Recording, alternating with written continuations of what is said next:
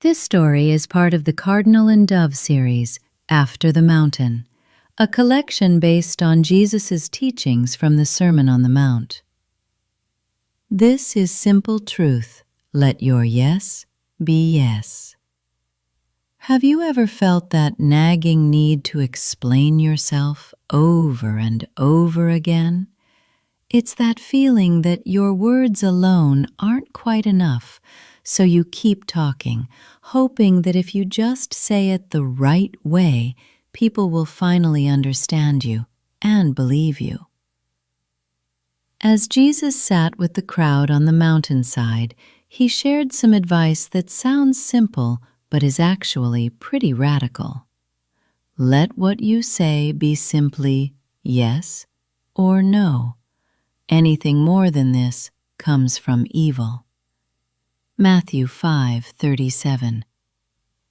If we're honest, most of us find this hard. We feel the pressure to add more. We want to prove we're right, protect our reputation, or make sure we have everyone's approval. But the more we try to beef up our words with long explanations or promises, the more it shows that our hearts aren't actually at rest. Jesus gently leads us back to a much steadier way of living.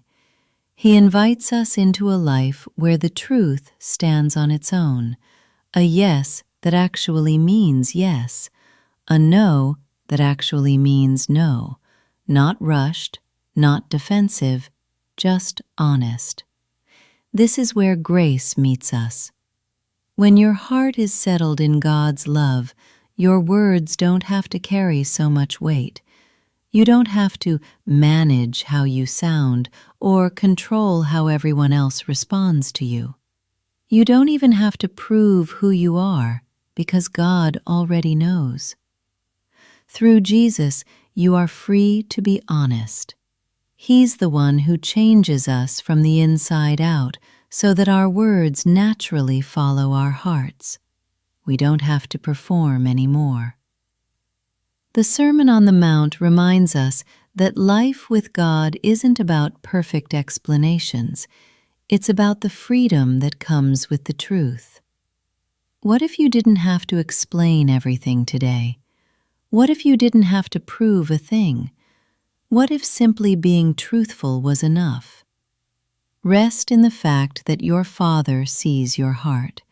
You can speak simply, stay honest, and let the truth stand. This story comes from Matthew chapter 5, where Jesus spoke to ordinary people, people with questions, struggles, and everyday lives. His words were not meant to feel distant or out of reach. They were meant to be heard, understood, and lived. If this story was meaningful to you, we invite you to like and subscribe so you can continue walking with us through the After the Mountain series by the Cardinal and Dove. We're glad you're here,